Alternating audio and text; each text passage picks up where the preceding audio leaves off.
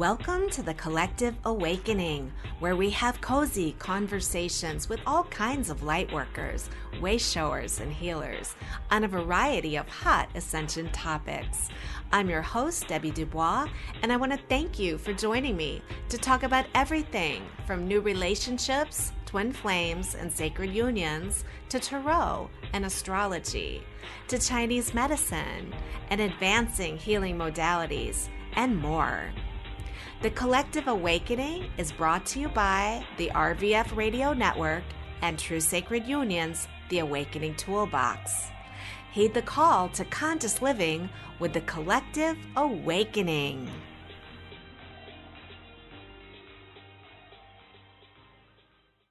Okay, welcome everybody. I want to welcome everyone to the Collective Awakening. We are brought to you by RVF Radio Network, and we are going to be talking twin flames today with Banff facilitators. We've got Twinfinity's Angie and Rob here. We have Marla Kelly from Twinstrology, and we also have Kelly McKinstry from Encompass Yourself. So I'm very excited to have you all here. I want to welcome everybody on this fine 11/11 portal day. I don't think I could have picked a better day to launch this show, as I am kind of recommitted to my calling today. A lot of things became clear to me, and a lot of things have been happening as I'm coming through this port personally. I couldn't be more excited about the show topic, which is going to be Twin Flames and Beyond. And I'm so excited to be joined by my soul tribe and the co-facilitators of the Banff Twin Flame Workshop in Canada. So I'm going to introduce them shortly, but what I want to do before that is go over a couple of housekeeping issues. First of all, when we go into Q&A, you're going to press 1 if you want to ask a question, all right?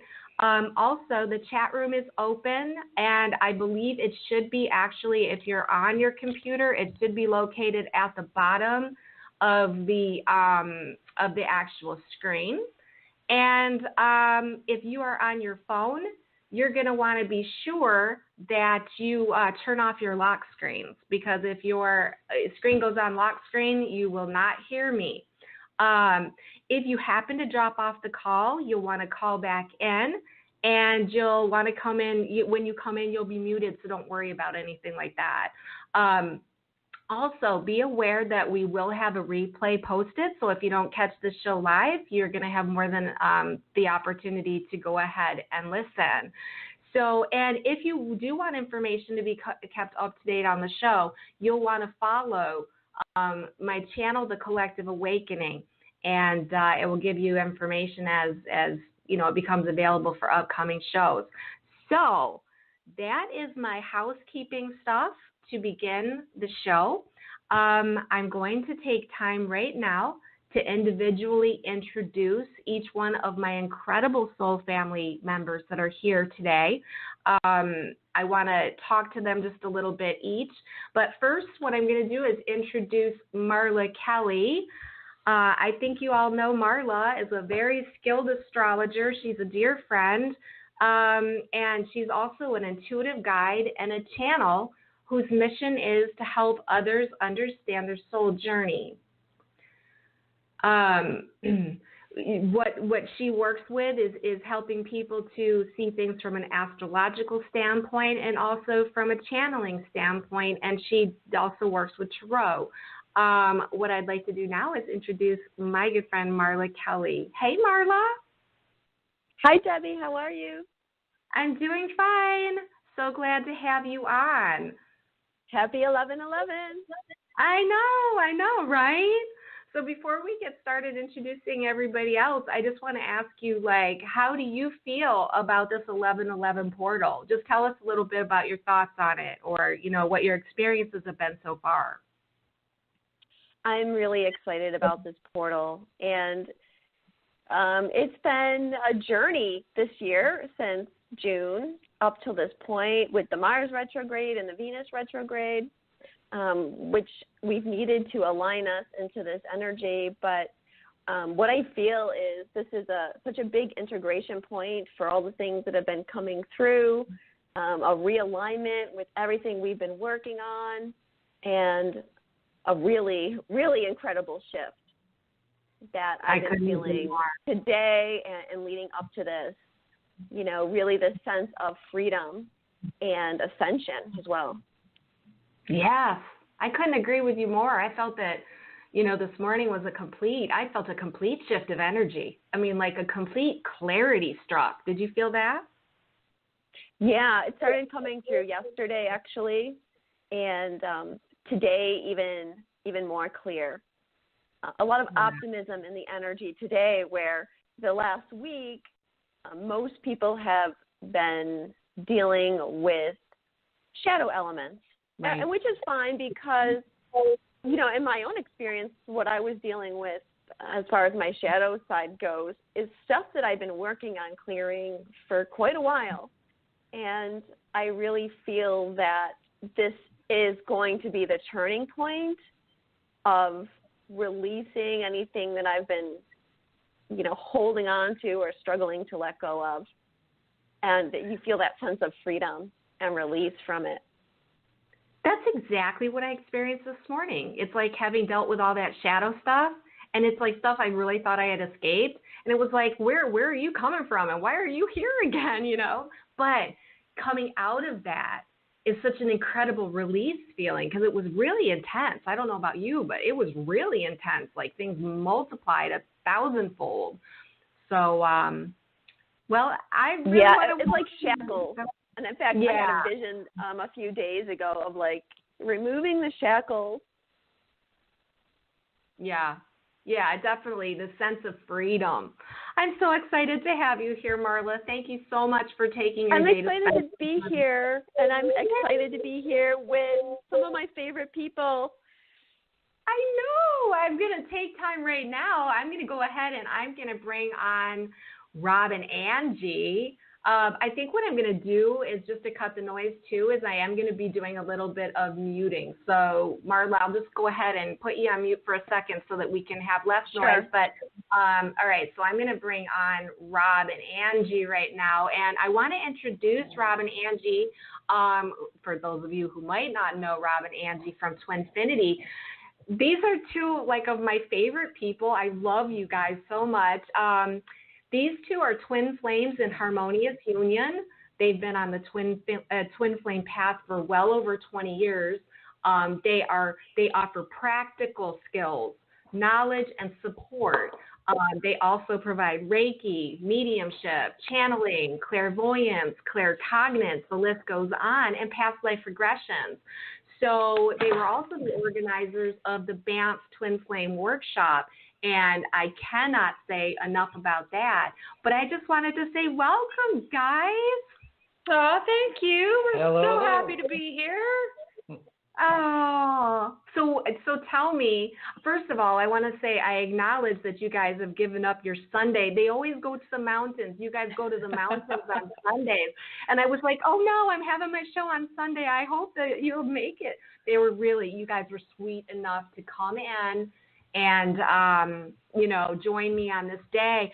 Tell me what you guys are experiencing on the 11/11 portal. Well, first of all, I have to say this is a very significant day for Rob and I.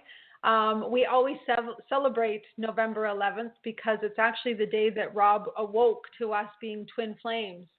So it's just absolutely amazing to be connecting with you guys and on the radio with you guys on our anniversary per se. Oh. So with that said, 11/11, I mean, we're seeing the shifts. We've of course experienced the shifts in our own life, with our own union starting basically on 11/11 4 years ago.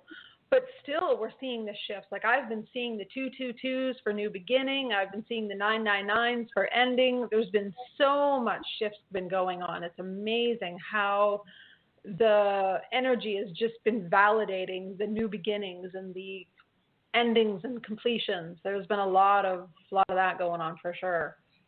And And for me, I've been, the past 4 years, the 4 years of being awake and aware, especially of the twin flame path, whichever path it happens to be. The past 3 years have been a very almost singular journey, because it's been when Angie and I have been coming together this past year, and actually feeling it today. I'm feeling a lot more of the energies that are around us. It's not about us coming together and sharing our experiences. I'm starting to feel it more on a global basis, like the energy. I'm looking out, let's say, over our front window, where we can see a few miles from our front window, no problem. And the energy just feels like it's blanketed the whole area. It's a very interesting energy today. It's not dense. It's a very friendly energy, but it's very, very present. Oh, that is so good to hear, because just being around you guys, I mean, these guys have got the most incredible energy together, and I can just imagine that energy just spreading out around you like 100-fold right now. You know, it's kind of like the energy is just amplified. And gosh, guys, I want to welcome you to the show. Thank you again for spending your time. Well, and I'm thank you going to very go much. ahead. Oh, yeah. All right, I'm going to go ahead and I'm going to bring on my next guest. The next person that has joined us today is Kelly McKinstry.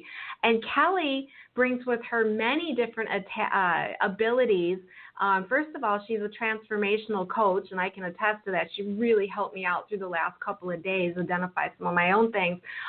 She's a spiritual teacher, a mentor, a Reiki master, a pranic healer, and an awakener, and a very dear friend of mine. Since Banff especially, I met Kelly in Chicago for Twin Flames together in Chicago, but I we've become very close now. And Kelly, I just wanted to say welcome. Hey, Deb, and hey, everybody else. I'm back with my people. This is exciting. Kelly, listen, sweetie, tell us what you've been feeling on the 11/11 energies. So, mirroring the same stuff as you guys, pretty much. You know, it is quicker clarity. You know, it's been a connecting of the dot or puzzle pieces for us, which equates to quicker manifesting.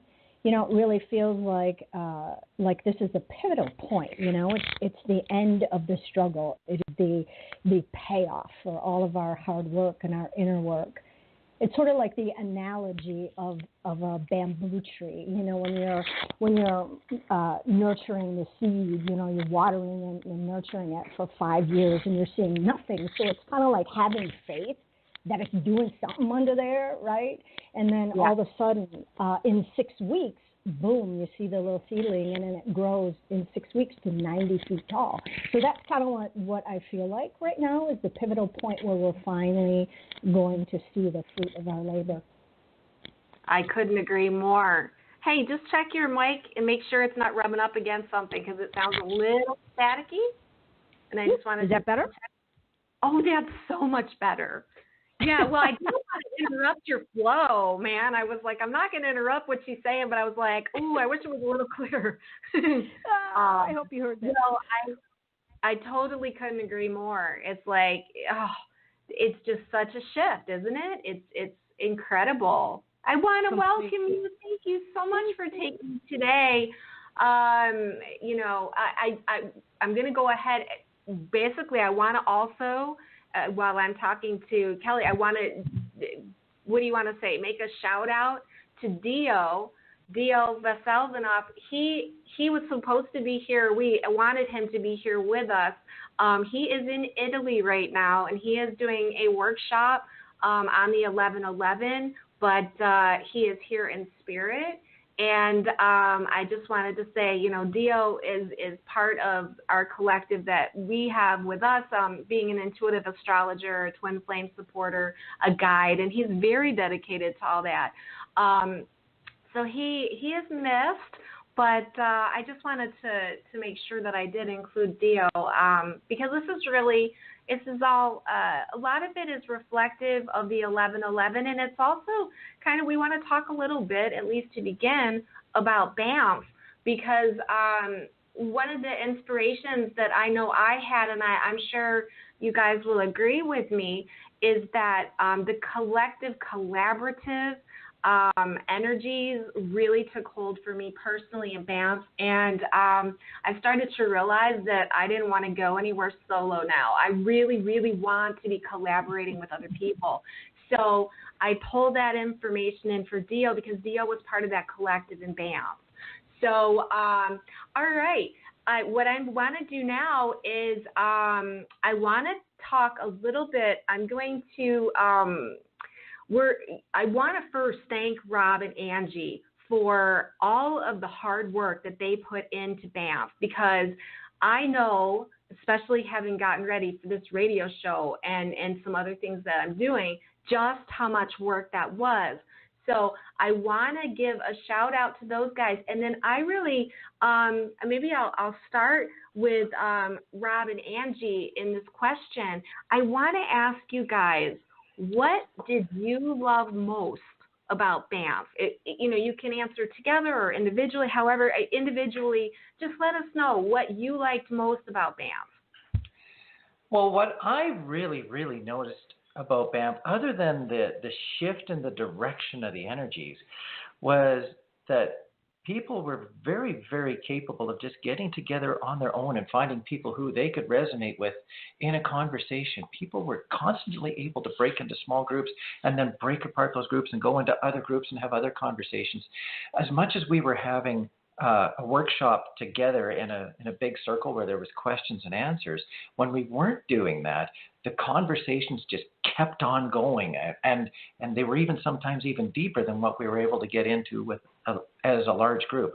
It was very interesting to watch, and people not only converse but grow within those conversations. I'm sure that many people just had an incredibly high growth time, and it wasn't just from the big group. Oh, my God. You couldn't have said that better, because that's exactly what I was aligning with. It was amazing how people would, switch from one group to another. And even though we had the big group going on, we had our own breakout sessions that were happening constantly. What do you think, Angie? Yeah, for sure. And, there were so many things. It's hard to just pick one favorite. But for me, one of the things that I really enjoyed was even when we weren't in specific workshop time and we were just out in nature together, either on our walks or on our tour day, just to see everybody embracing everybody else and embracing the nature and just feeling the love from everybody. I mean, even it reflected in pictures, one of our soul family from there shared a picture just the other day, and you could see her pink aura in the picture. That just screams volumes of the energy that people were radiating. It was beautiful to watch. Oh, I couldn't agree more. It was an incredible experience with so much love and so much connection. And you felt it. It was tangible. You could actually feel that. So were there any other things that were highlights for you guys? Oh, gosh, there was so much. Even just the lunch, this is something we've never experienced before in any of the workshops that we've done. But, where we did this workshop, it was sort of a mandatory thing that we had to do lunch together. And we're so grateful because it was beautiful to have lunch together. And it was more bonding time we got to have as a group. Oh, absolutely. And it was good. It was good, healthy, nutritious food, too, which I enjoyed. And the scenery, oh, my gosh, out the windows, you just saw them everywhere. It's like, oh, my gosh. I was just going to say, the beautiful views. I mean, you couldn't go wrong with that. I know. We go out to the mountains 40 times a year. And from that lunchroom, even I was just staring out of the window going, wow, this is a fantastic, new and very beautiful perspective. It was different to see that perspective when it wasn't just Angie and myself. Sure. Shared perspective. All right, I'm going to go ahead now and ask Marla the same question. Hang on just a second. I am trying to mute and unmute people just so that we can keep the quiet, try to keep it kind of quiet so we can all be heard. Marla, tell me what you loved about Banff. Well, I have to agree with what everyone was saying. And this was my third Twin Flame conference. And there was a little bit more togetherness, which I think was indicative of the change, because this year we're shifting into oneness. We're coming out of separation consciousness and into this collaboration that you've been talking about, Debbie. And I think that was really shown with our little group and the cohesiveness that we had. But the other conferences, we did have a sense of connection too. But I think because we spent so much time together, like Angie was saying, we had lunch together, we had dinner together, we went outside, we took like field trips, we did things together outside of scheduled workshop time that I think brought everybody closer. But for me, what made Banff so special was the environment and nature. And those mountains really played a part in the energy. The first two workshops were in cities, outside Chicago and outside Boston, which are great cities. I love the energy of both of those places, and I love visiting there. But having those mountains around us, Archangel Michael's energy, the angelic energy, and the mountains for me really brought the essence of divinity, and being able to see them throughout the whole weekend, just a constant reminder of the beauty and magic of being here on Earth and what we're all going through. Right. I think that was my favorite part too, Marla, was that majestic nature that was just ever present.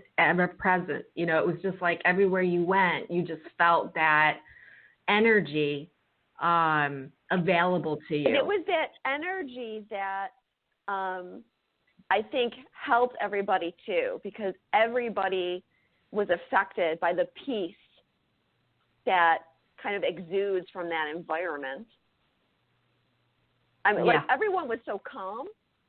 Remember, like no one had to really leave the group and settle down or ground themselves or anything. Everybody was just really calm and serene. I agree with that, you know. I mean, it was very rare that people had to walk out of the room and get their energies right. Remember that happened a lot in Chicago.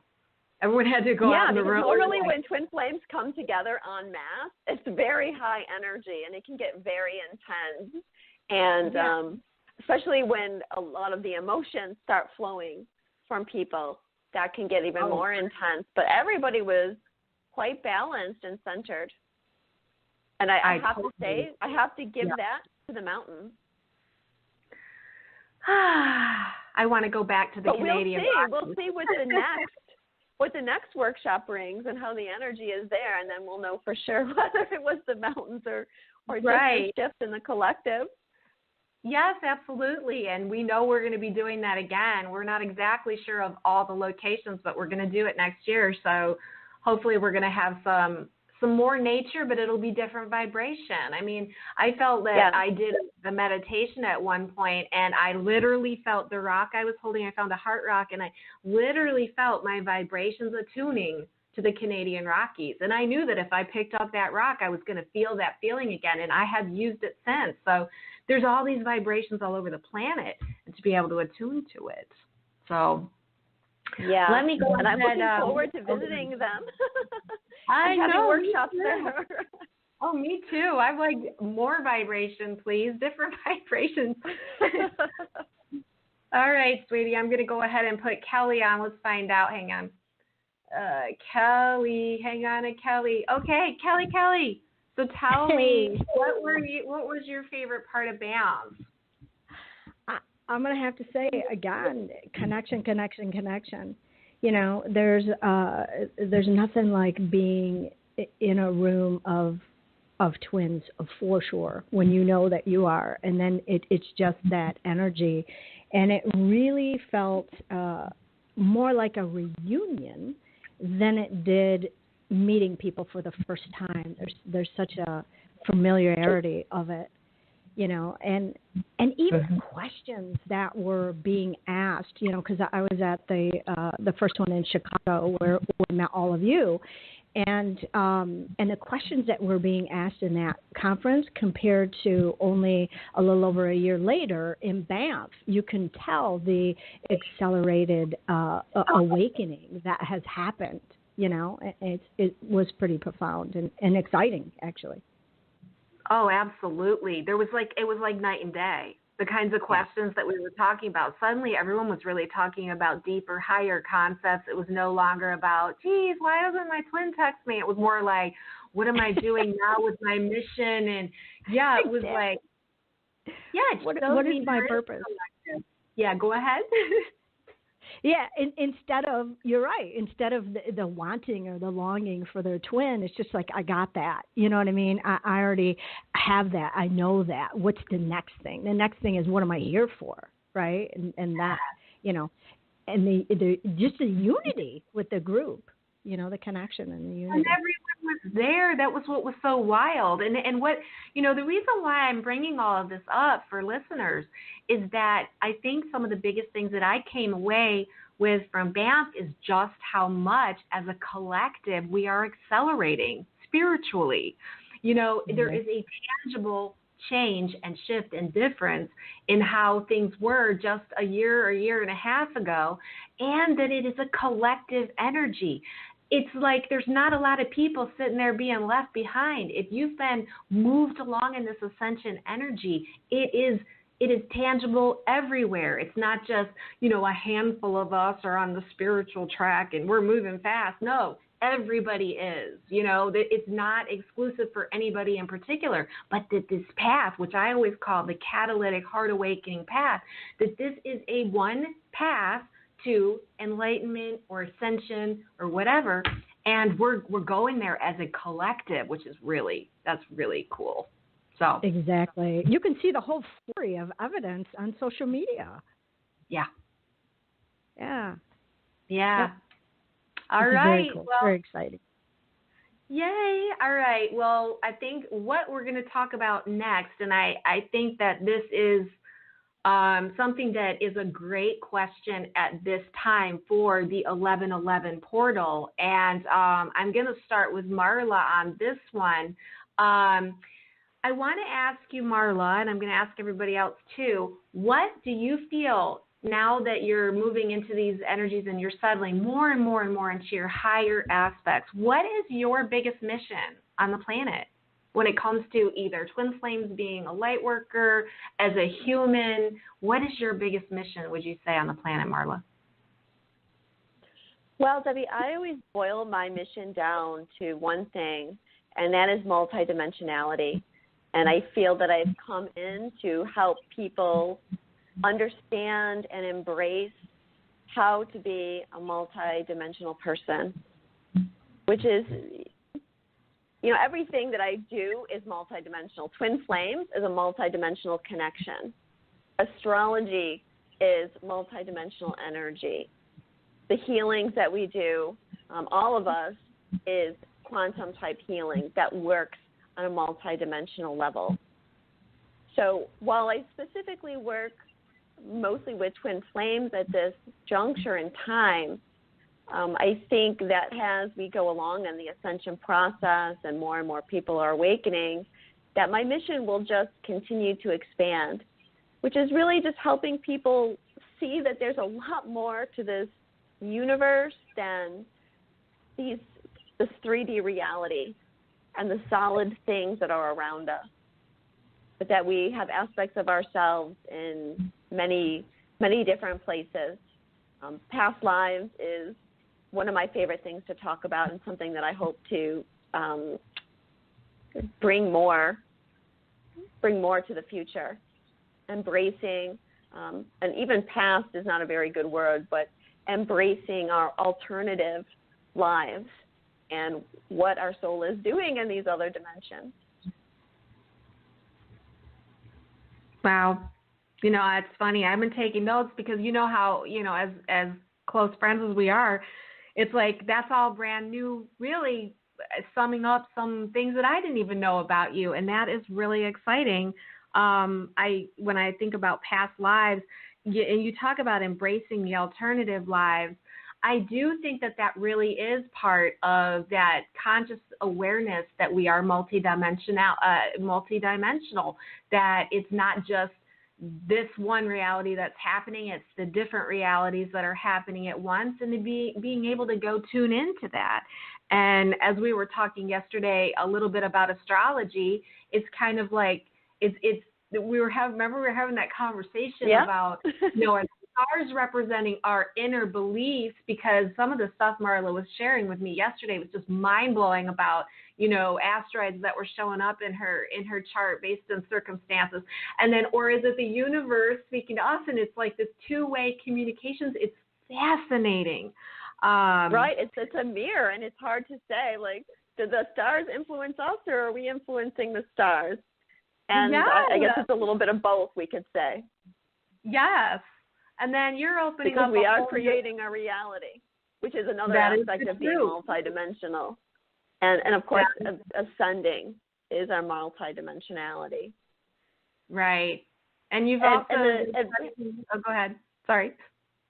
I was going to say, like, referring back again to our alternative lives, when we heal something in this lifetime, that echoes across all our lifetimes. Right. And changes outcomes of what is happening in those lifetimes as well. So it encompasses a lot. It sure does. Well, and that's going to be interesting to see more and more work from you around all these topics. And then you also, you've mentioned to me that you're doing a little work with shamanism and studying some of that. So you're going to be bringing some of that. And you've also mentioned esoteric astrology, so I can see that we're going to be seeing stuff probably from that respect. I mean, there's so many things that you've got going on, and it's so encouraging to see such expansion for a Wayshore, which has been so important to many people. So thank you so much for your service. And I'm looking forward personally to finding out, and seeing more of what you do.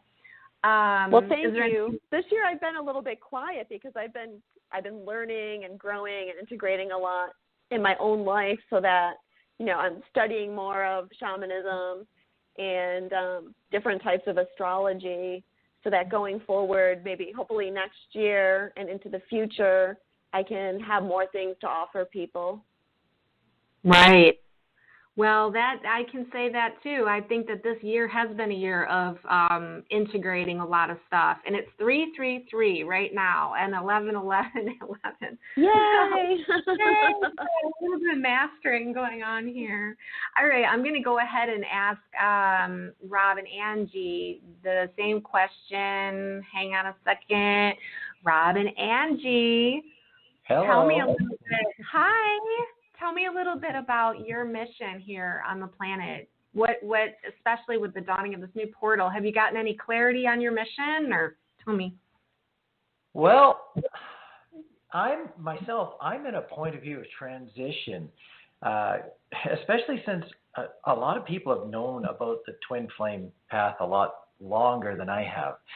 So only being on it for 4 years and understanding what it's about, I've been playing a little bit of catch up, but I've really been drawn to a couple of other questions that I'd like to explore basically on my own. And one is, with the rise in the energies of the collective, there's going to be numerous people who are going to be stepping out of three-dimensionality. I'm not going to say almost for the first time, but almost at their first lower levels, and stepping up to the plate and experiencing new things. And I would really like to be in touch with those kind of people who need a little bit of help on that regards, because I feel like, because I'm relatively new on the path myself, I still remember what it was like trying to play catch up with Angie, especially, who had already been learning and experiencing things for a couple of decades and then had a year and a half of twin flame knowledge before me. I know what it's like to play catch up. It's a very exhausting process. Right. And second of all, with the increase in the energies of the collective, it's going to be light workers throughout the world who people who are just waking up for the first time are going to be turning to for a little bit of guidance. They're going to be seeing and feeling things that make no sense to them. And so light workers as a whole, I believe that we need to be a little bit more in touch with each other, all the different modalities, the craniosacral people who are deeply involved with healing, the Reiki people, and twin flames, and many, many other modalities. I think we could use a little bit more being in touch as a collective group of light workers, so that we have each other to lean on when the weight of carrying the collective as it's coming up starts to get a little bit heavy on the individual light workers themselves. Yes, exactly. And that's a really, really great way to put it, because a lot of people's eyes are opening for the first time. They will be opening for the first time. And that's, it's interesting because, Rob, one of the things that I found about you is how grounding you are. And I know that a lot of that probably has to do with how much time you spent connecting with those mountains. But that grounding energy is going to be extremely helpful. So I can see very well how you will be able to help people as they start coming in. When you say the people that are just out there working their 9-to-5 jobs and all of a sudden they start discovering their multidimensionality, and we've got Rob that's got that grounded, full balance, between the feminine and masculine, and being able to I want to say hold space and energy for those people and also bring them great comfort while they go through some of those shifts. So thank you for sharing that. Yes, that's very, very accurate. Thank you. Yeah, thank you. What about you, Angie? Before I answer this question, I actually just wanted to back up a second because I just had some neat experiences while you were talking with Kelly about the collective awakening and how we're seeing so many more people shifting and awakening. The sun, we're staring out our front window. I know you've been to our house, so you kind of know what we're looking at. And we're having a cloudy day, and just as you guys were talking about the collective awakening, the sun just shone so brightly. It was just like total validation of what you guys were speaking of.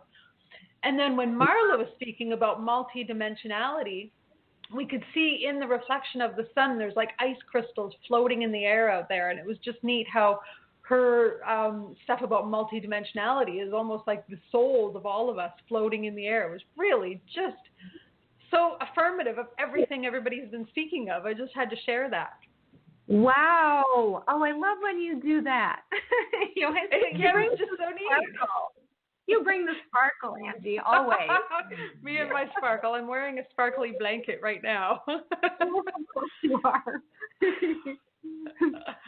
So in regards to your question, my answer is a bit twofold. I see my just individual sort of purpose just to be about love, just to help bring love to the planet and help everybody remember that that's truly our essence and it's truly our purpose. Yeah. But I also see Rob and I together, especially being twin flames in union who've been on this journey for so long. I see our purpose is just to bring hope to people. I mean, when you've got people that have had 17 years of separation, that have had marriage with other people, that have moved away from each other, and still come into union, it's just validation to those that are on the path and that are like, well, my twin just got married, or my twin just had a baby, or my twin moved away.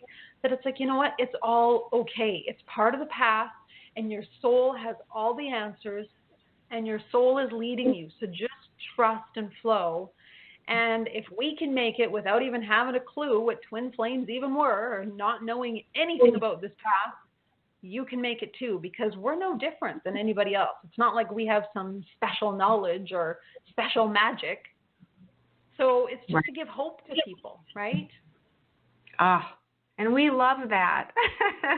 We love that. Everyone does. And we were at the Banff conference, and so many questions would come for Rob and Angie. How did this happen and how did that happen?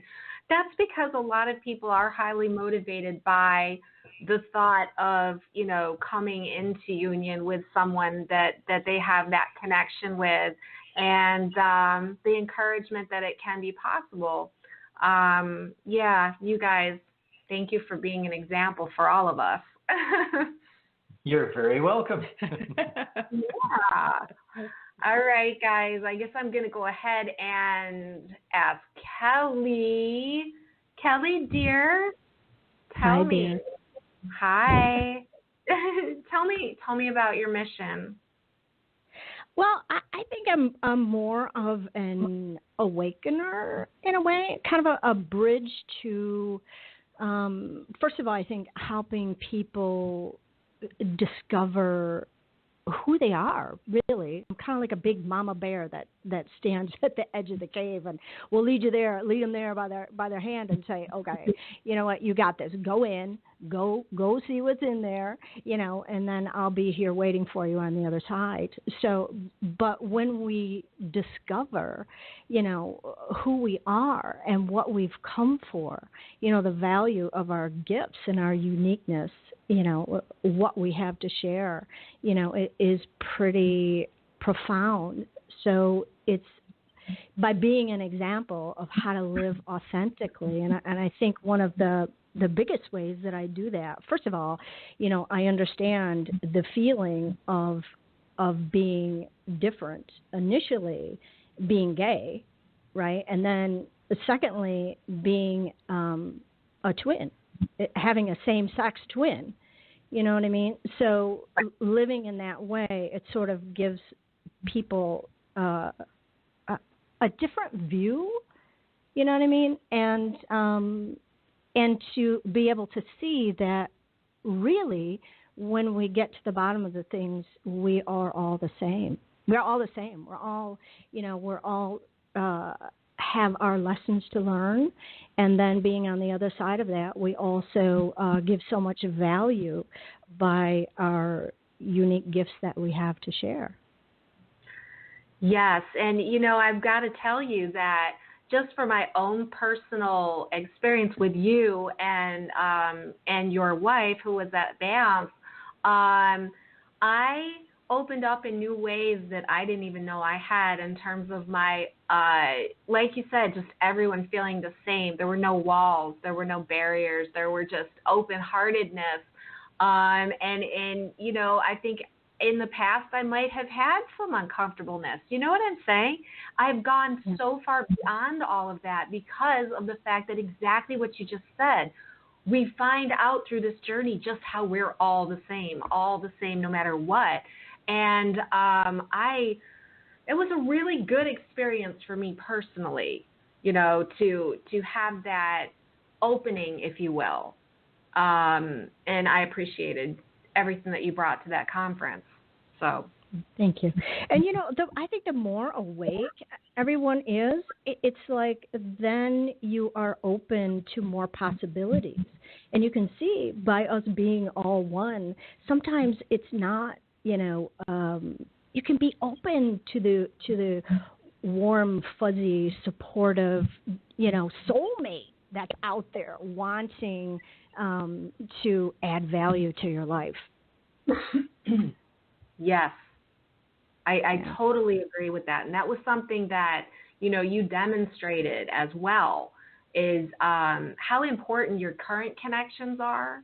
And, I've learned a lot from you in that respect, is that keeping our current connections growing and, removing blocks that we have there. And it becomes a much more enriching life to keep all of that in perspective, too. And to value all of the people that are in your lives, not just that one, special someone kind of thing, if you know what I mean. Correct. Yes. Yeah. Yes. All right. Yes. All right. Well, thank you for that. I think what I'd like to ask all of you guys right now, of course, I'm going to start back again with Marla, is, a respect for where you think the Twin Flame community is going from here. And not just the Twin Flame community, but all the people that are traveling in this circle that kind of follow your information, that you interact with on a regular basis, based on your own, almost I want to say is each of us, let's give just a basic energy report of where we think we're at and where we see this all going. What do you think, Marla? Oh, well. Well, this, as we stated at the beginning, is basically a big reset for us all. And we're integrating a lot of the stuff that we've been working on. A lot of us, woke up in 2012 or earlier. We've been at this for a while. And now it feels like we're going through this integration, and there's a great shift happening with the Divine Feminine Collective right now. And I think a lot of that is based on the reawakening of the Divine Masculine, which happened last year at the winter solstice. And we've seen the masculine energy going through their awakening process. But besides that, allowed the Divine Feminine to then integrate her Divine Masculine energy within, which opened up the door for us to really embrace our High Priestess energy, or bringing that goddess energy to earth. And now we're at this stage for the Divine Feminine where we're ready to let go of so much of the old patterns, such as codependency, and really just fly. Like, the sky's the limit right now for the Divine Feminine. They're able to detach a lot more. For a long time in the twin flame community, we had that push-pull going on, runner chaser. How many years did we have where everything we talked about was runner chaser? Right. And we're shifting out of that now, for sure. And we have been for a while. But with this 11/11 portal and the new moon in Scorpio, I feel like that is really well and truly done. And the feminine is able now to detach more and get on board with mission. And I think we're going to be seeing a lot more of that, as well as what I feel with the masculine energy right now is that a lot of those people that carry the masculine are really in the midst of their awakening process right now. A lot of going through dark night of the soul type energy.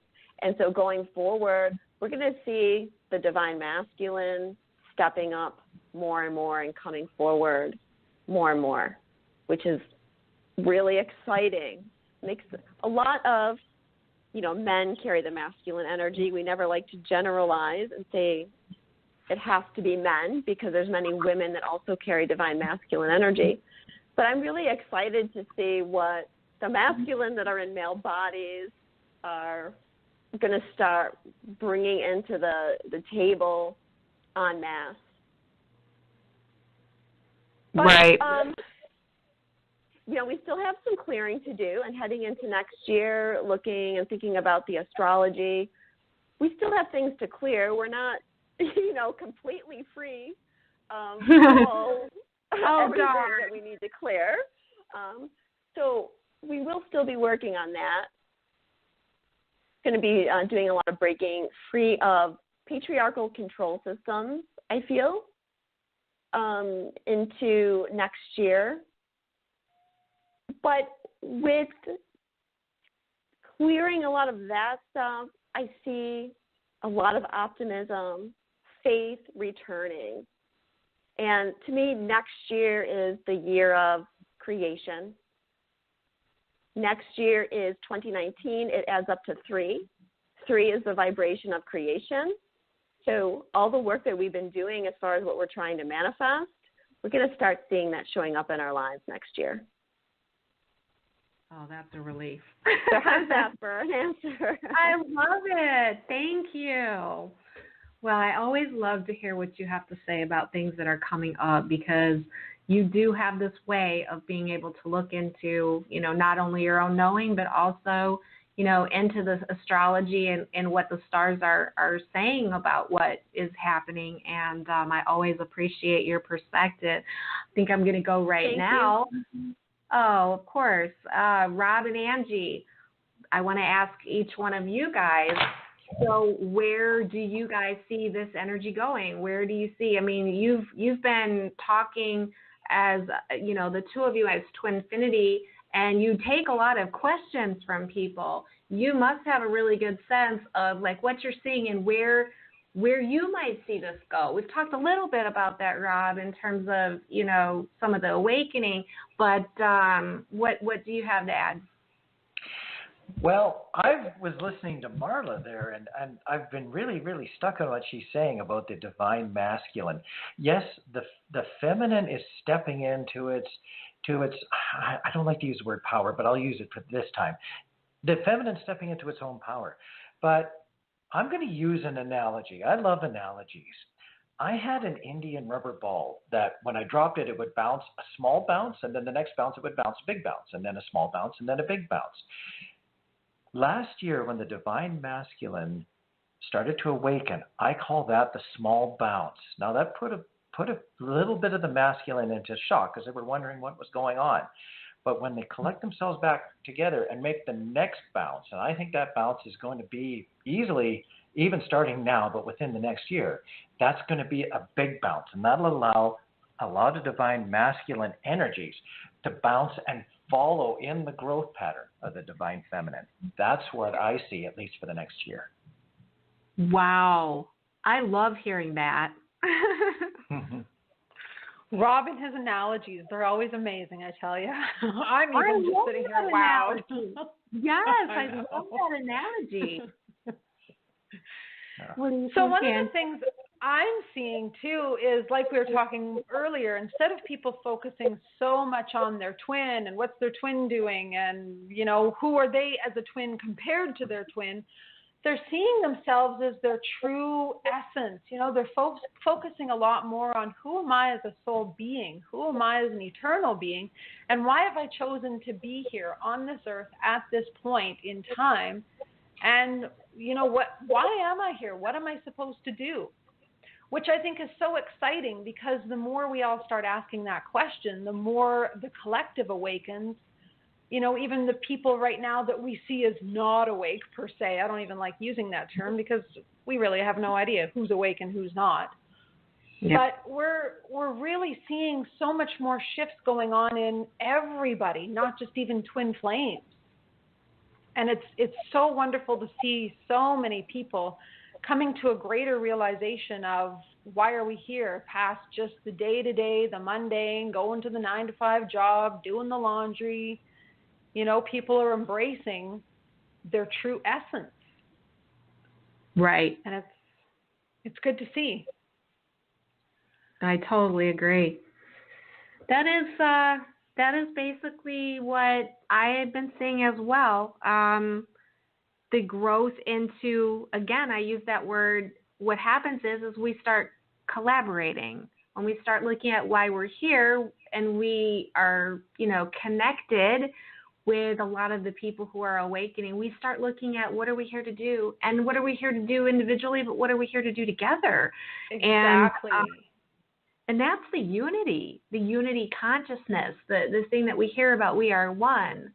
I think that's what I started out saying, is that's what's been coming to me, is that, the days of the lone wolf are kind of over. It's not that we don't have our own individual work to do, but we are just getting to a place where when you start coming into your purpose, everybody has a piece to the puzzle.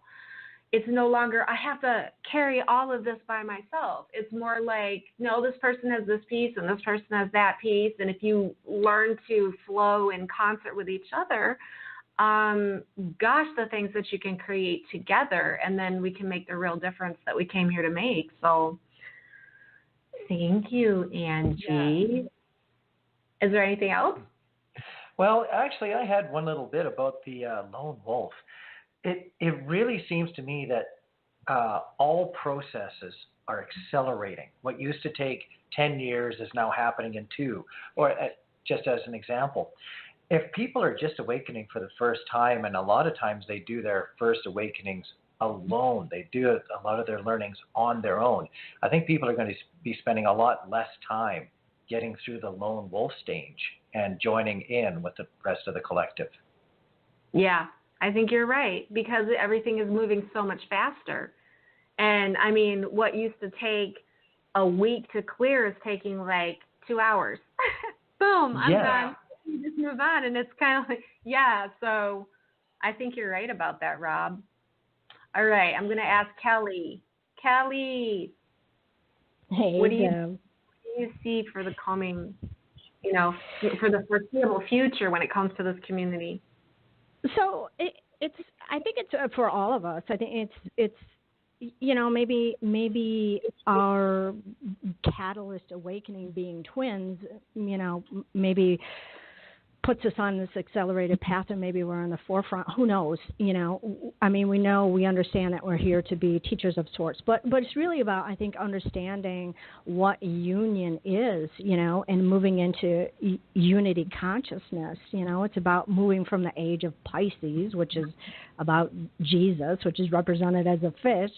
It's from the understanding of the teachings of Jesus in that time to migrating into the age of Aquarius, which is we're beginning to live them. So it's not about, I'm not talking about religion, I'm talking about, Christ consciousness. So not to be confused with the, religion at all. So it's really about, living by the golden rule. Doing unto others as we would have others do unto us, right?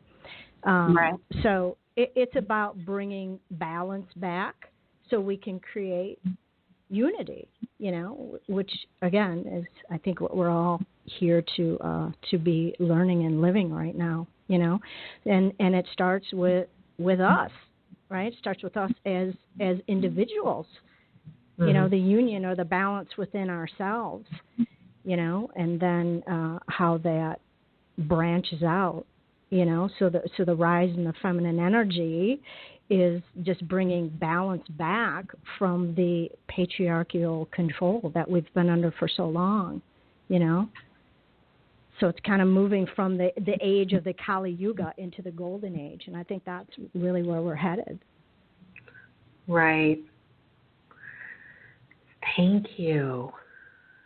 Well, we are at just about 1 hour. I think that I would like to just stop for a minute, and I haven't really answered any of these questions myself in terms of mission, and I was thinking about that as we were all talking. So much of what you guys said really, aligns with everything that's inside of me as well.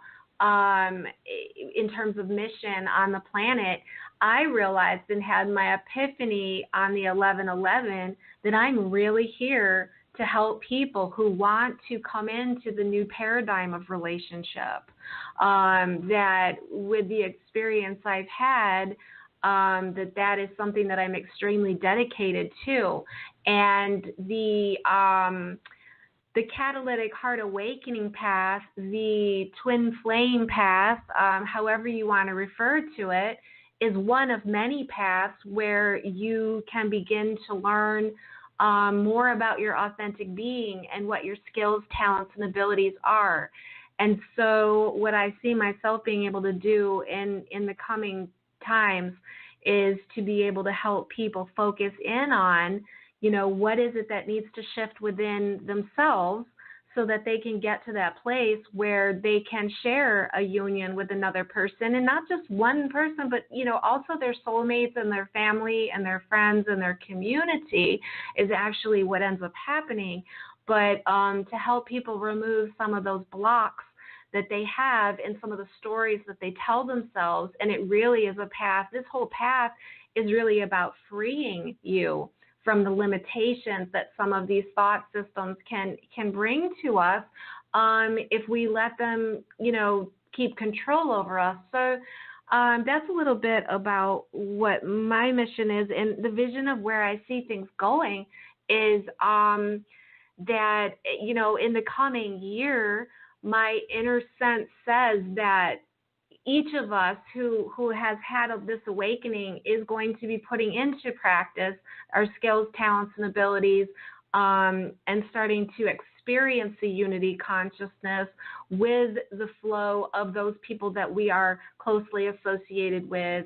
As we do that, we strengthen that unification energy, and as we strengthen that, the things are going to be changing on a world stage, actually, and we're going to be able to be, I want to say a resource, a light post, a signpost. And we won't be going out looking for people to help. You know, it's not like we're going to be going, oh, help, can I help you? Can I help you?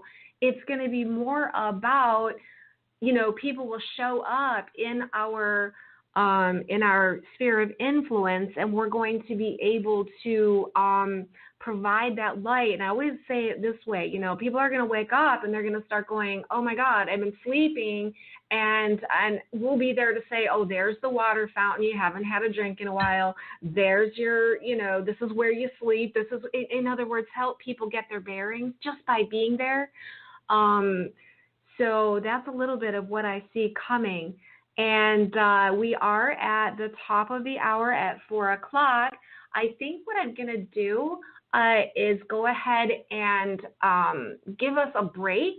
We can take, I've got a piece of music here that's about 3 minutes. I'm going to go ahead and play that music. If you have to use the restroom, or if you want to just go, you know, check on the kids or go feed the dog or whatever you want to do, we'll go ahead and do that. We'll come back in about 5 minutes, and then we're going to take callers.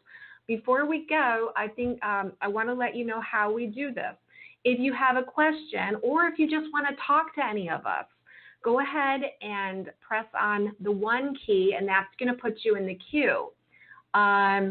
We will take as many calls as we can for the next, 45 minutes after we start. If we don't get to all the questions, we hope that, you'll be able to contact us in another way through our, websites or whatever. Or if you have anything that you want to talk about, you can always come back on another show. But anyways, yeah, we'll have about 45 minutes to take calls. And I would like to say, if for some reason we don't have as many questions as we have time for, then I think that Rob and Angie, if I'm not mistaken, Rob and Angie, you guys had some questions that you've been given that we could talk about too. So, yes, is that true? We do. You have questions that you could? Yes, we actually still have some questions from Banff, so we can certainly answer those as well. Maybe you guys have me muted. Nope. We're okay. Here. Well, maybe I'm muted you guys. All right. Well, anyways, I'm going to go ahead and I'm going to give us a 3-minute break. So I'm going to go ahead and play some break music, and we'll see you back here in like 3 or 4 minutes. Don't know.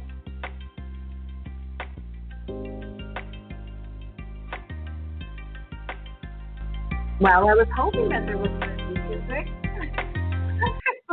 Oh, this is so much fun. I'm just going to go ahead and put my favorite BTS instrumental music on. Here we go.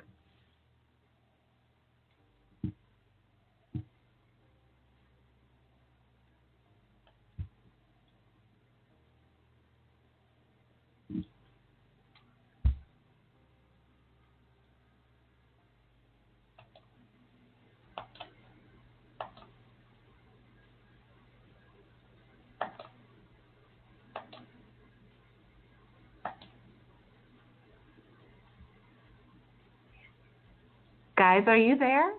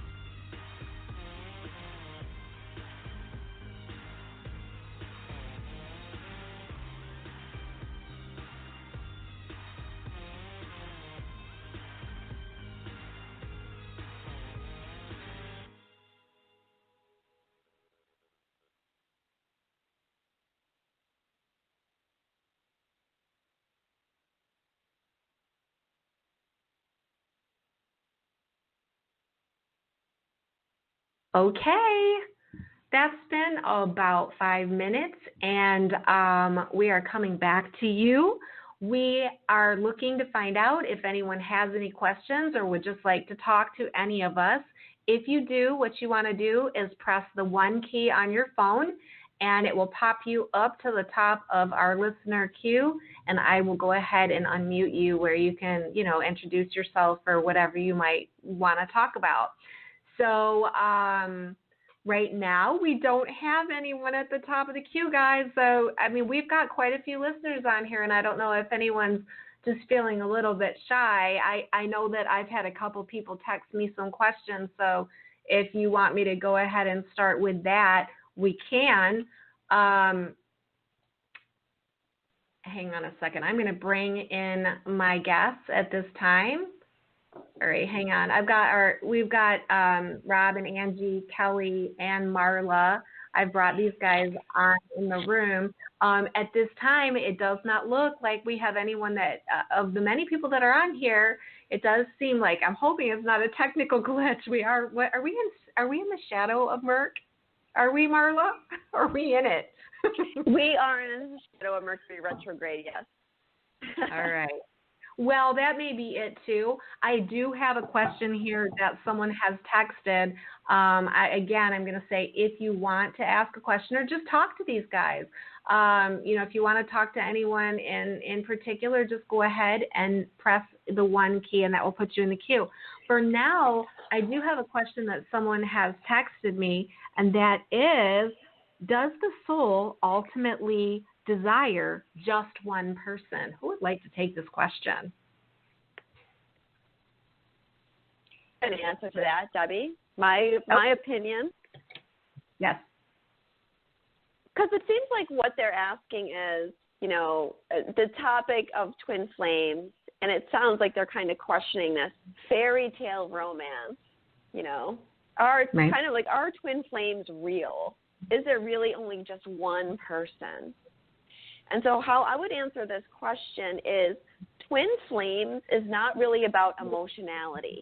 And it seems like this question is coming from the emotional level of love. But twin flames are one soul in 2 bodies. And twin flames act from quantum physics in that they're always trying to be drawn back together again. When you separate particles that belong together, no matter how far you separate them, they still come back together again. And that's how twin flames are. The whole twin flame dynamic is really just being played out on an energetic level. And it's not really based on this emotionality, although because we're clearing our egos, that emotionality comes out. But I would say that, yes, there is only just one if you're a twin flame. Now, that doesn't mean that we can't love other people from the space of our heart, but that's a completely different thing than the twin flame dynamic. I think that's how I would answer that question.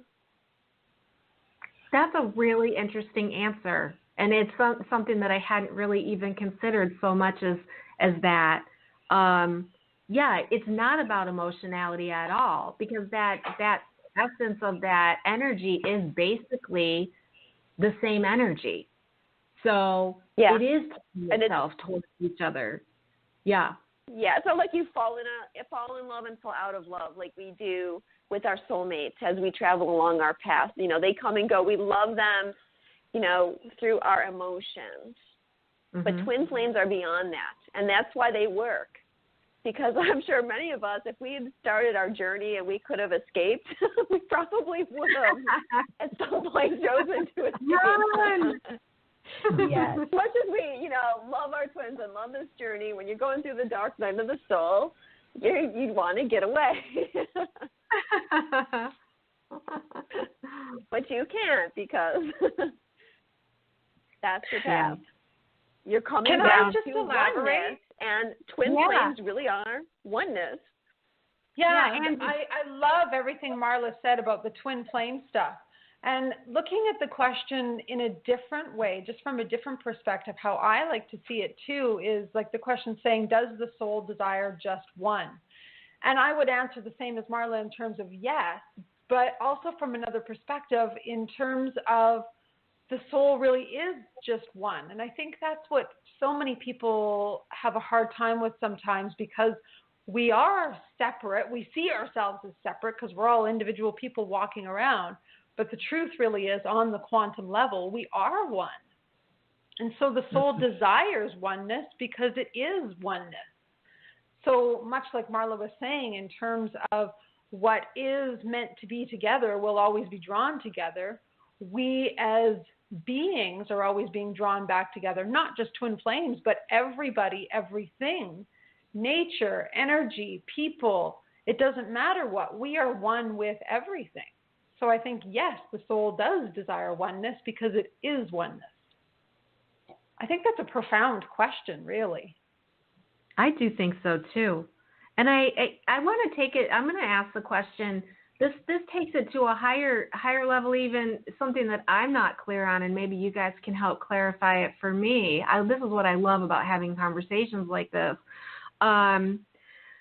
Essentially, if we are all one being in one energy of the Creator, and we are just, what do you want to say? I like to think of it as splinters of that cosmic oneness energy embodying. How does that play out in that, where's the argument that, well, we could all be one big soul and that there's not any delineation between any souls? In other words, where does the twin flame for you guys come into that in terms of, yes, we're all one. So how is it possible for us to have on this planet a dynamic of twin flames?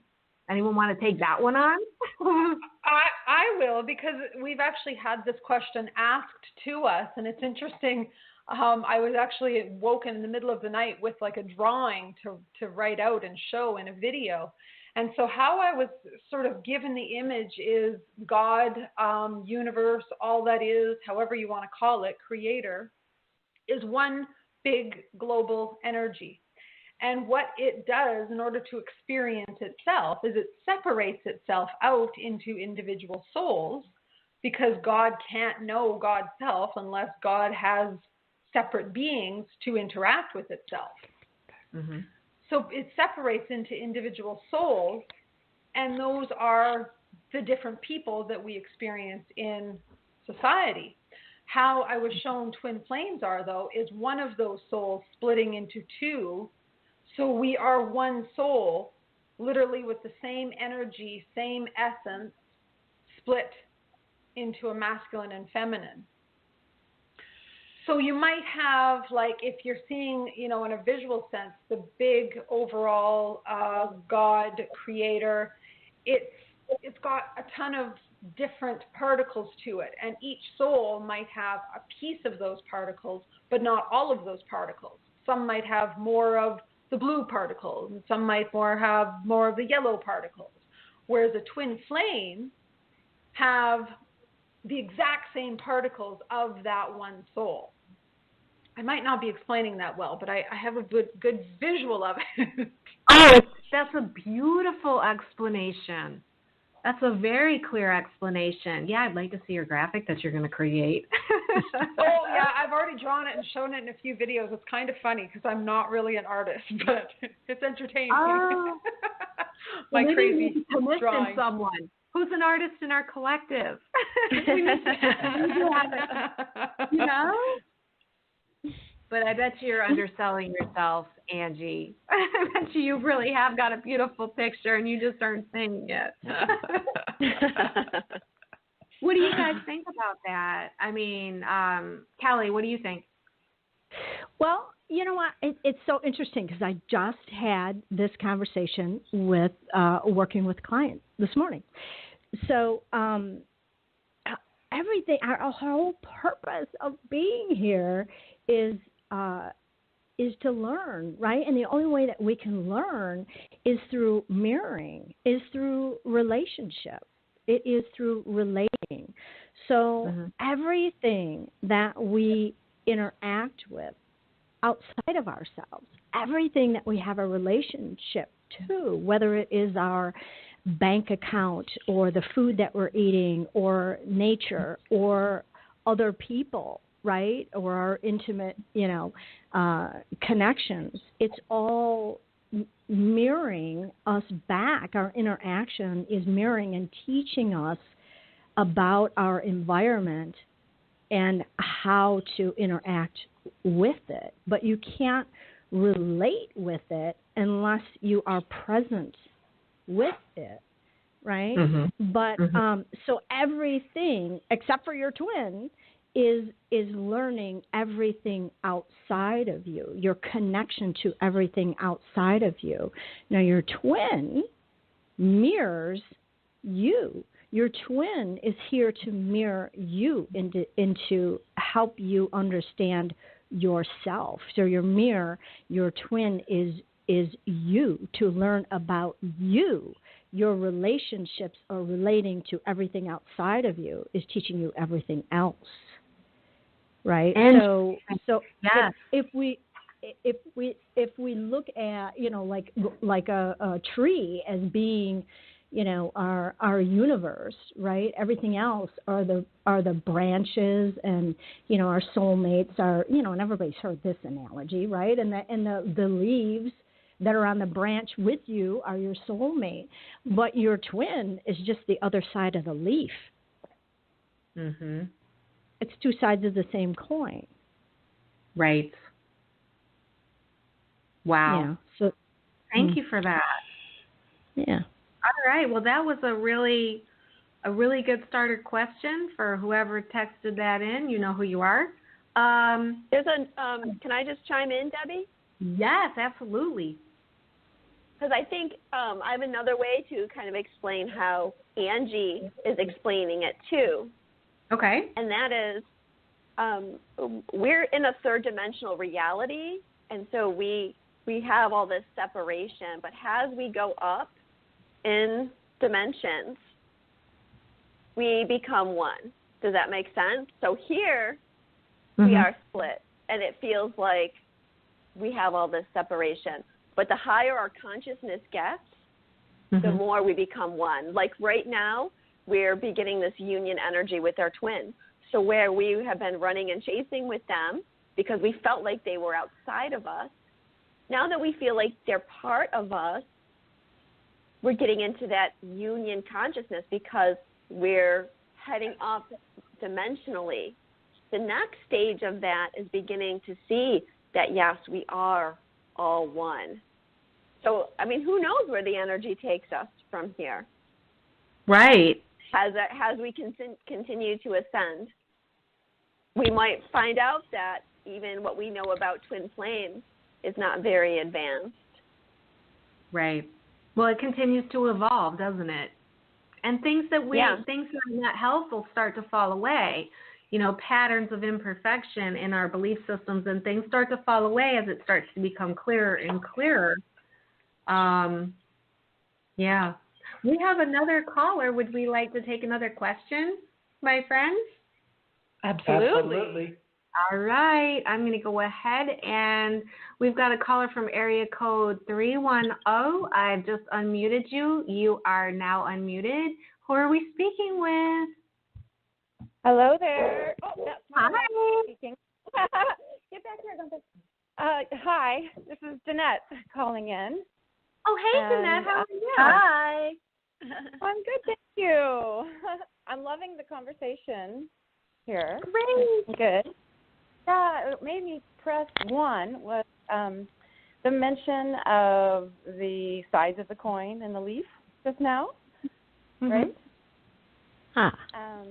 Yeah, so I'm just going to make a comment, I think, more or less, and then let you guys talk. But Okay. I've been kind of trying to figure out some relationship dynamics in my life, and so there was one relationship that my spirit guides, the support team were basically letting me know was the same side of the same coin. So we're on the same side of the same coin.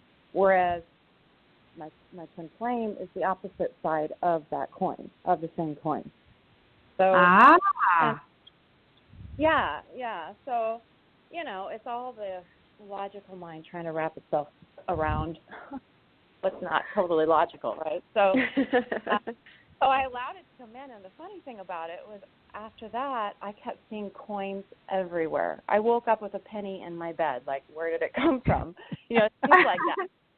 So it's just for fun, that part of it. But yeah, so I'll just kind of leave it at there, I think, for now. I would like to ask you. So what you're saying is that there's been a third energy, a third person.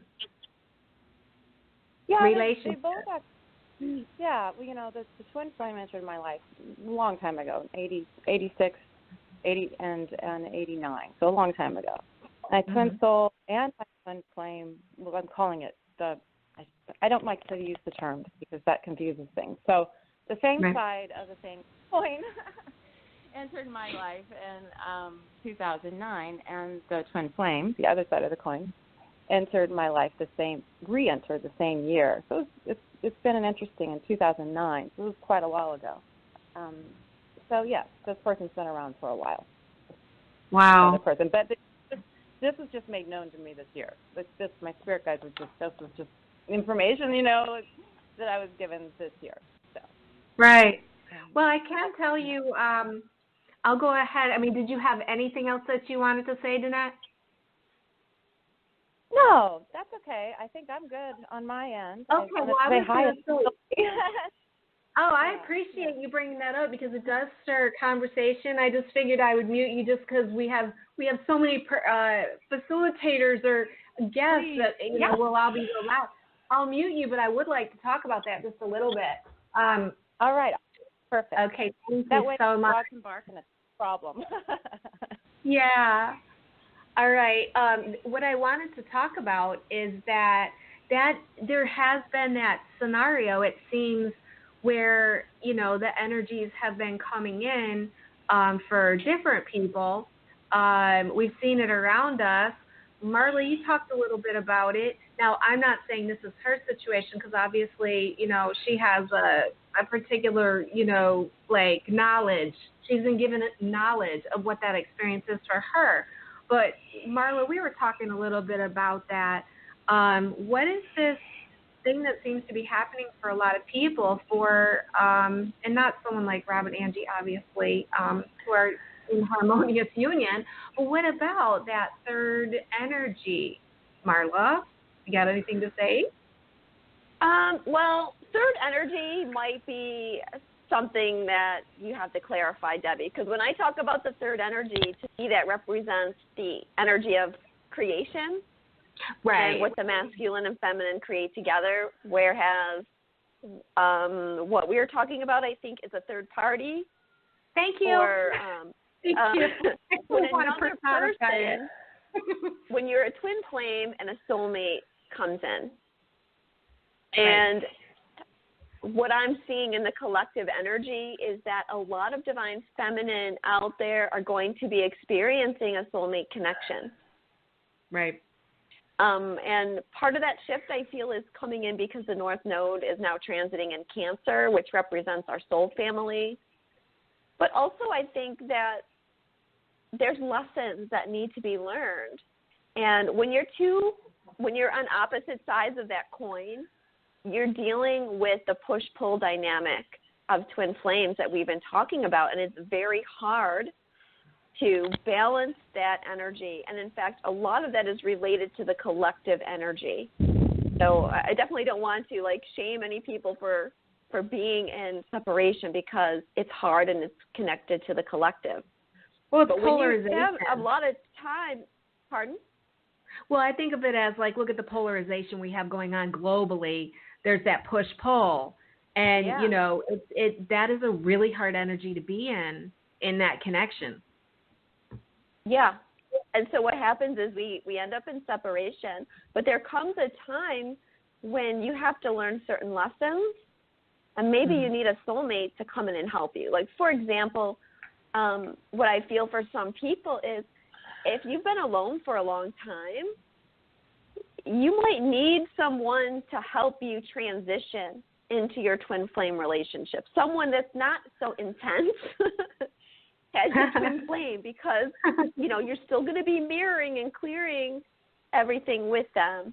So a soulmate can come in, maybe, for example, you need to learn self-love, or, you know, just transitioning into what it's like being with another person when you've been single for so long.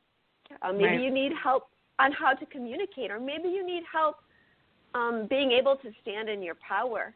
And we've been talking about breaking codependency. And so a soulmate might come in to test your ability to stand in your power, because imagine when you get into physical union with your twin flame, those tests are going to be 10 times as hard. Right. So, yeah, I mean, a lot of people have experienced soulmates, and I think that may pick up a little bit in the future. And all I can tell people is try to stay open to it, because we don't always know the full reasons why things happen the way they do. But it might actually be something that helps you get into union with your twin. Right. Yeah, I mean, even just as simple as, like you said, when you've been alone for a long time, just what it feels like to experience a hug from another person, or from, you know, things of that nature. Just the simple stuff, just getting down to the basic simple stuff. Dealing with and something. And how Danette explained it with her soulmate being the same side of the coin. It's like a soulmate doesn't, you don't have that same push-pull dynamic that you do when you have that polarization energy with your twins.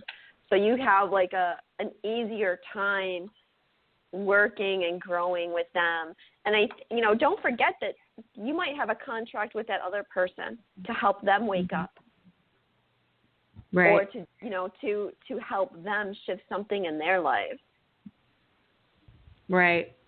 Well, and I've had the realization, too, is that, you know, when there are other people involved, other soulmates involved in the connection, you know, sometimes it's just really important to understand that the person is not done with their growth and their awakening, and that, you know, it's almost like you need to surrender that and let that go, so that you are able to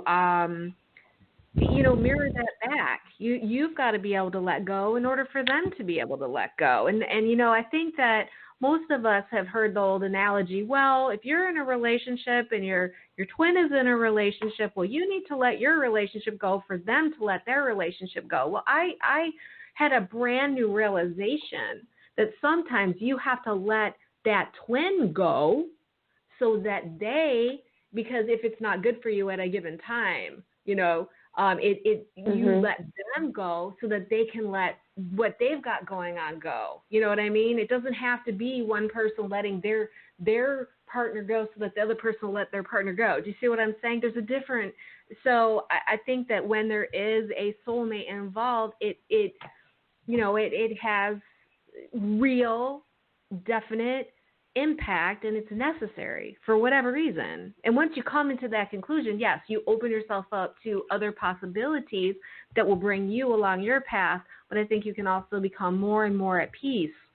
I know that a lot of people have been finding out things like the person that is their twin is going on, other journeys, and that can be very difficult, it can be very difficult but what's really interesting is that those that I've seen that happening to, I'm just like so shocked at how, and surprised really at how strong they are about it. It's like, oh yeah, I'm going to go through this. I don't like it, but I'm going to go through it.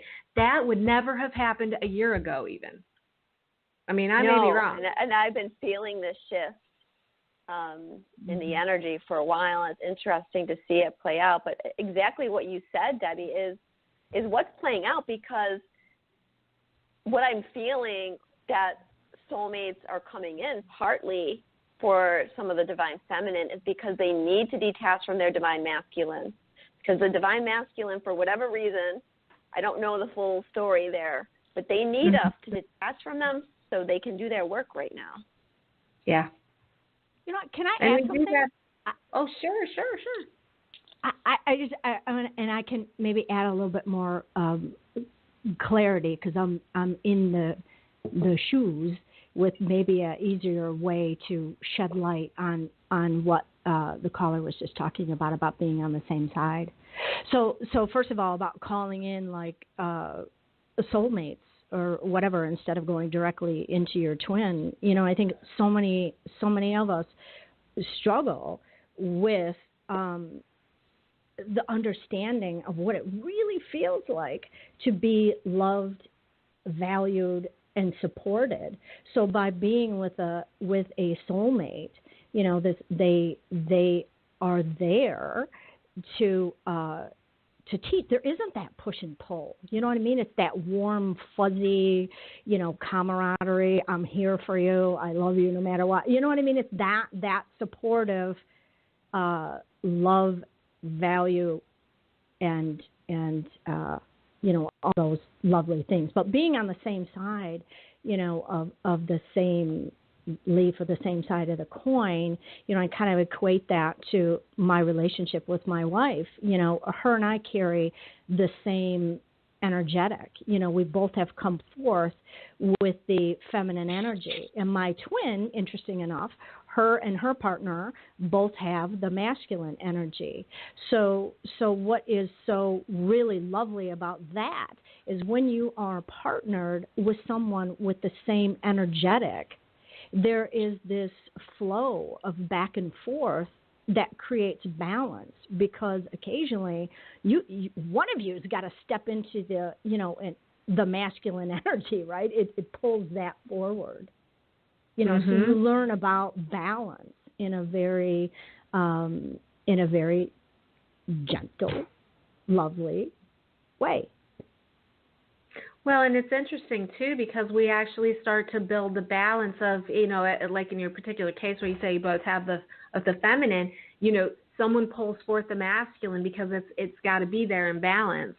So, you know, you start to reach within yourself to find that balance within yourself, because truly a connection in its ideal form is a balance between the feminine and masculine within self first, coming into that equilibrium, and then, you know, bringing it to the union or the relationship.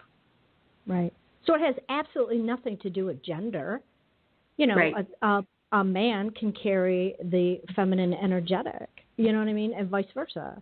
For sure, yeah. It is about teaching balance. Sure, for sure.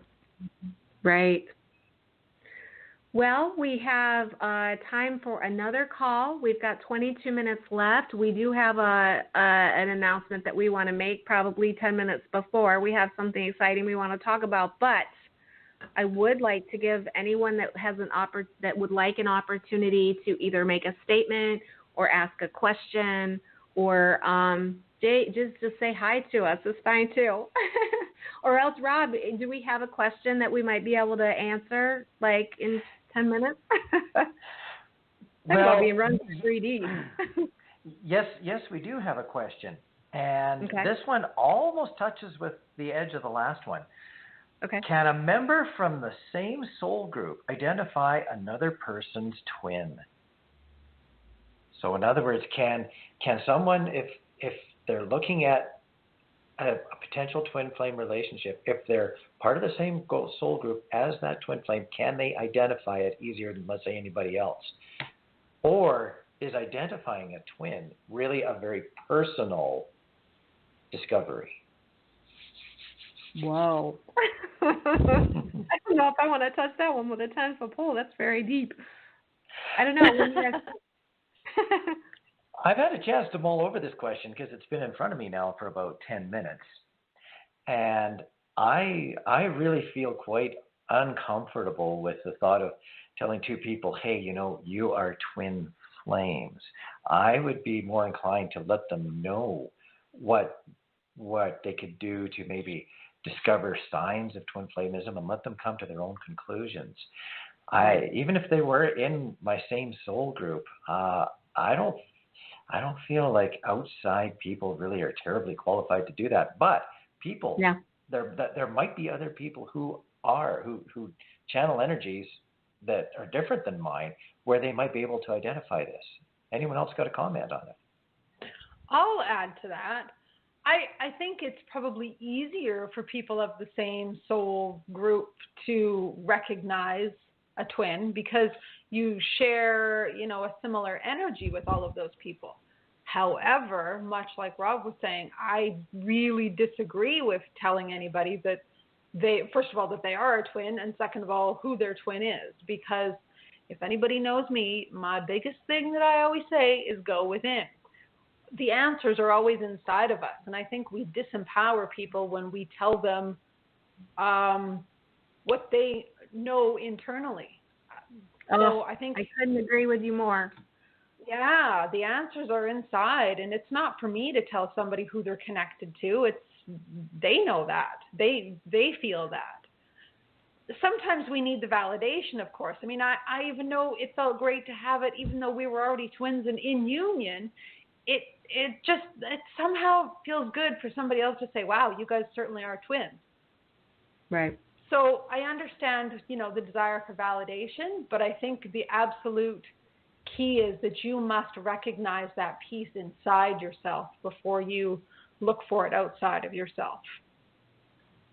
I couldn't agree more. That sort of brings up a subject that I wanted to talk about, and that is, this whole journey and this whole path is about us uncovering what's inside us and our inner knowing and our inner knowledge. And what I've been able to notice is that there is a very big difference in way showers that are empowering people by literally allowing them to come to them and maybe act more as sounding boards, whereas there are others that will come in and tell you this is what this is and this is what this is and I can do this for you and I can do that for you. In this path, there is no anyone outside of you, and it's really on all paths. It should be an internal thing. But as far as, I do believe that for my soul family, I've already been able to kind of identify like connections and get confirmations and dings for myself. But yes, I would never speak that to them because that to me is like going against the prime directive. You don't exactly.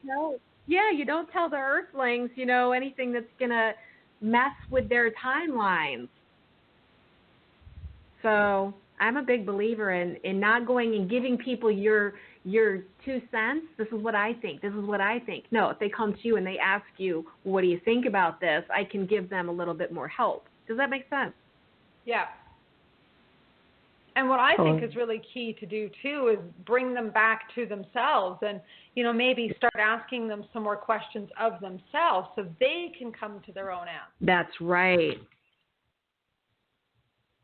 And, you can share from my perspective? Go ahead. I'm sorry. Who?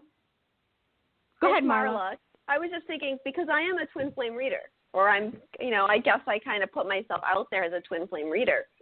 Right. But I don't tell people, I don't quote unquote confirm twins because I feel like the whole journey about a twin flame is to develop your own sovereignty.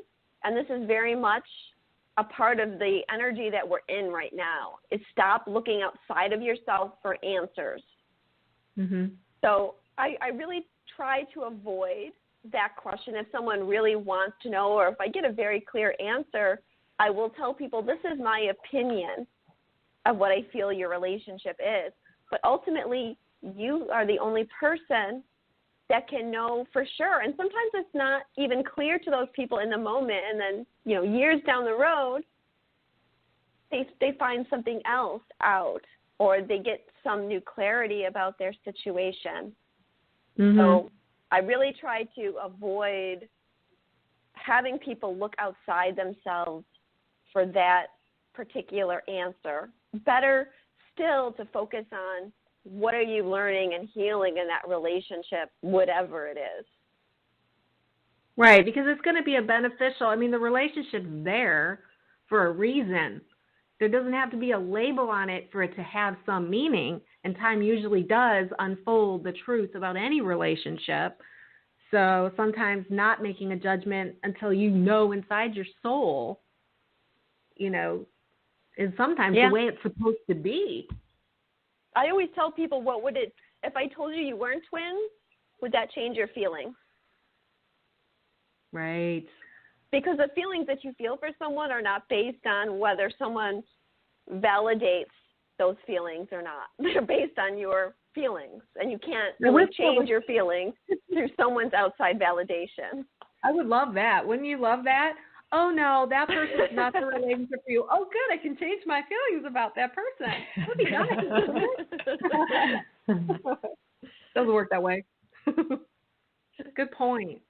Kelly, what do you think? Well, yeah, I was just going to say that almost the identical thing. You know, when you have an inner knowing of something and that's your truth, it doesn't matter what somebody says outside of you. You know what I mean? It just triggers your knowing even more. You just go, oh, you know, if somebody says that's not your twin, when you know it's your twin, you just go, no, no, you're wrong, because I know my truth. Because, again, it's your feelings and how you feel about it. But some people might not have it so strongly inside themselves that they would be influenced one way or the other. They would like, oh, this person knows better than me. I think, Kelly, what I've found out about you lately is that, you know, you've gotten to where you really do know your truth inside. And so, yeah, you're not going to be like influenced or swayed, but some people don't have that same sense of strong self and knowledge. So if someone comes along and says that, they go, oh, then I must be misperceiving the situation, you know? Well, I think, you know, like what you were saying, it's not our responsibility to tell people what their truth is. What I do believe is our responsibility is to guide people to find their own truth. It's to give them the tools to their own truth. And once they find it, if you feel it because you know it from an outside perspective, then you validate. Right. All right. Well, that sums up our Q&A, and it's interesting because, I mean, I would love to just do this again, and everybody let's just talk, because I really do believe that that's what I learned when we were in Banff, that we all learn so much from each other, as, you know, and for all of us, anyone who sits down and has a conversation about this, we learn from each other every single time. So I really want to do this again. I think what I'd like to do at this time is I want to take a moment to make an announcement of something that we have all decided to get together and do, and just take a little bit of time to explain what we're doing.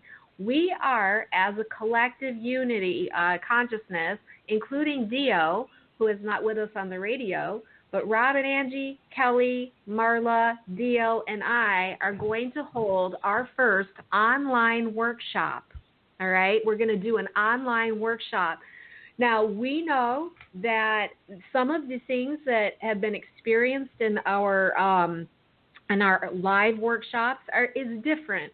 You know, there's going to be pieces of this workshop that are very different than our live workshops. We do hope, though, that if you decide to attend our online workshop, it may give you a taste of what it's like to work with all of us as a collective and maybe make a trip to wherever we go next.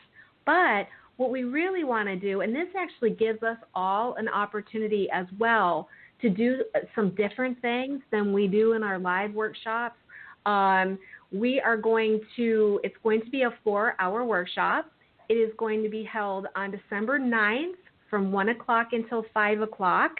And we are going to, for this workshop, each one of us is going to cover a topic. We will have one of the beautiful things about being on it seems like a long time. Oh, my God, 4 hours at the computer. No, because basically you're in your own sacred space. You can be lounging on the floor, eating grapes, whatever you want to do, and nobody's going to know. But you're still able to participate through chat, asking questions. You're going to have access to this. It's going to be recorded. So if you can only catch part of it, that's fine. If you decide to join the workshop, you'll be able to get access to all of that. And of course, we are going to do Q&A. We're going to have things like a grounding meditation in the beginning. We're probably going to have another kind of meditation somewhere during the middle, and we'll have a little break time. So it's a collective collaborative event, and I don't really know of many people in the Twin Flame community that have done this as a group. I'm really excited about it. Guys, what do you guys think about this? Are you as excited as I am?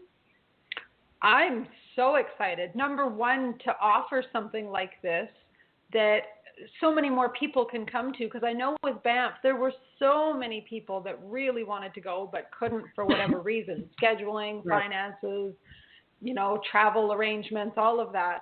And this gives so many people an opportunity to join in where they couldn't before. Right. And I didn't mention that we're offering this at a very affordable price. What we're doing is anyone that has caught this live radio or basically sees this information, sees our show or sees a post that I have a post that's going out at 5 o'clock that's basically going to announce it. And we're going to only charge $38 per person.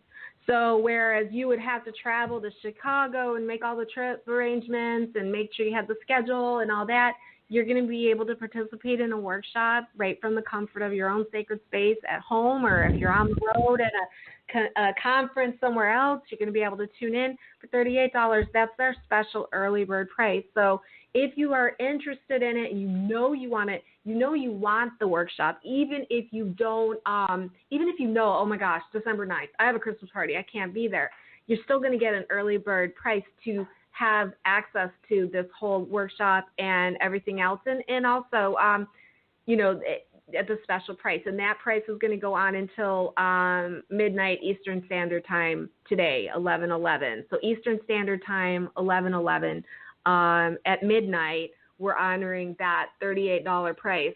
It is going to go up, but it's not going to be a huge jump in price. We're still keeping this workshop under $50. So for anyone that you want to make it, you're going to be wanting to hear it, you're going to want to participate, whatever, I just suggest, I'm putting that post up on True Sacred Union.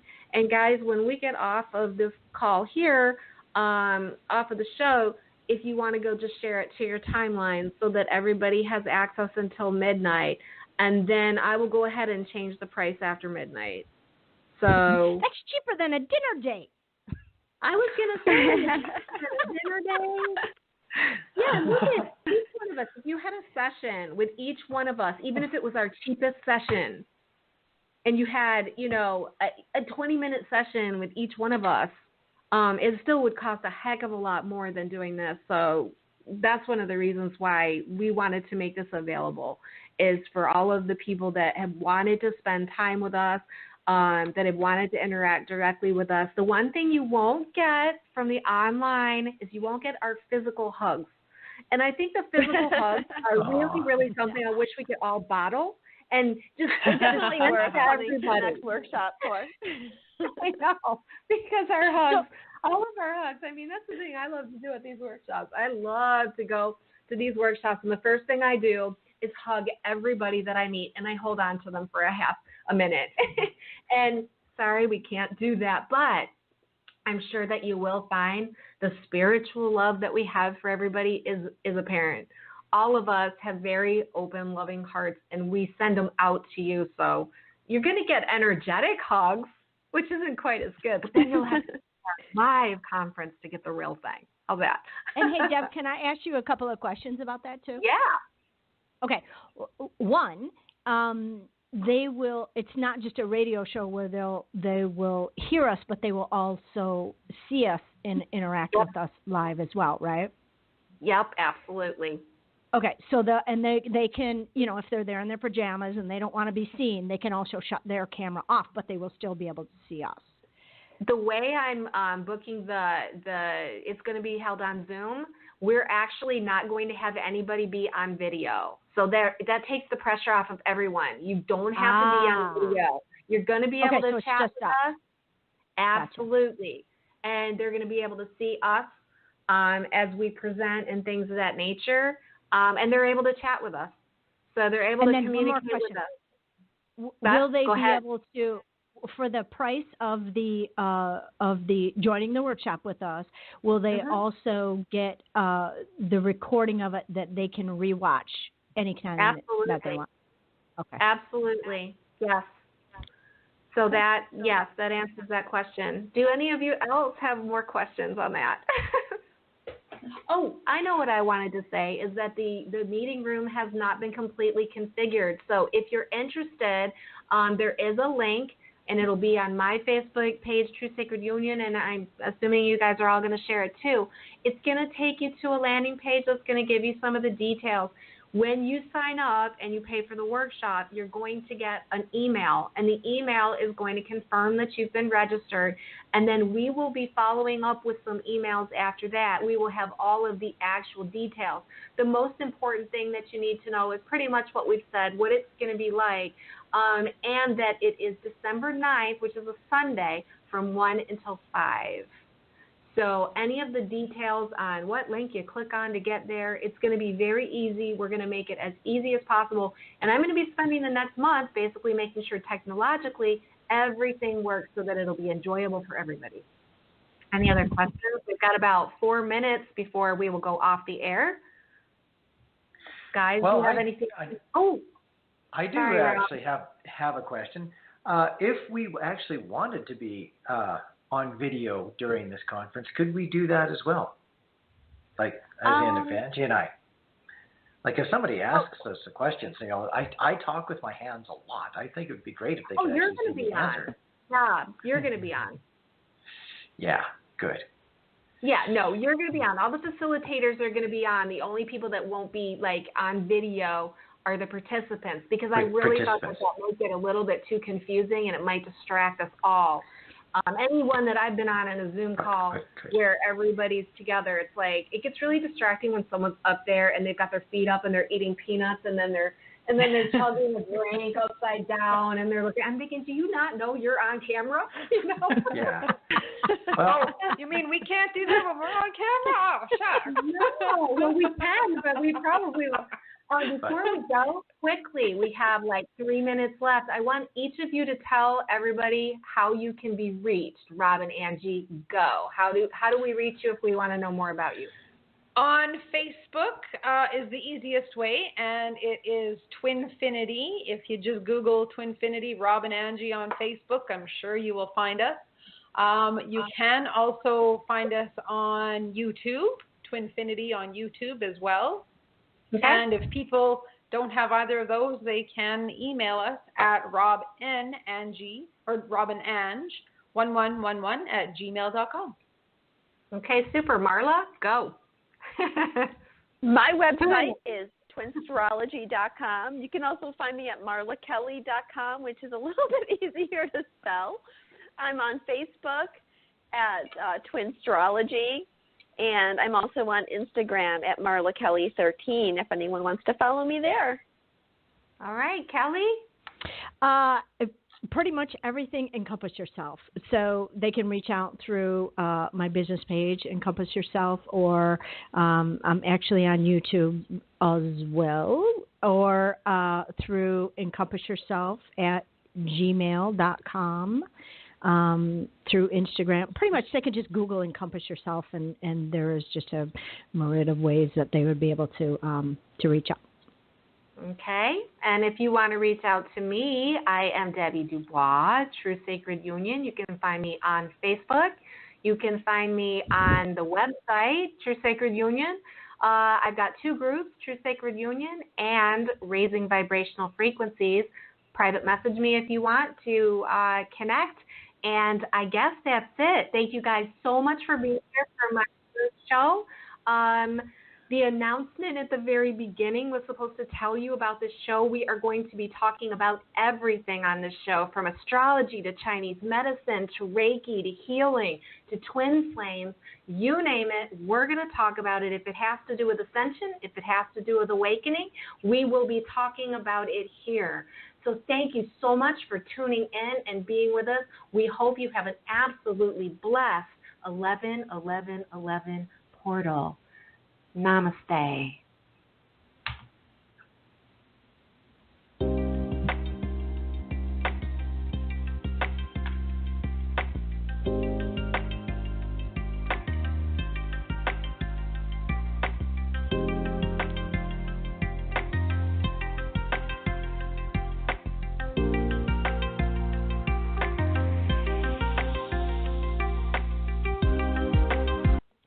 So you're ready to ask the biggest question of your life, the only question before that question. How do you find the perfect ring to ask it with?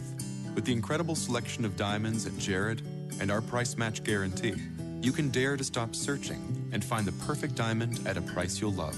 Visit your local Jared store today and dare to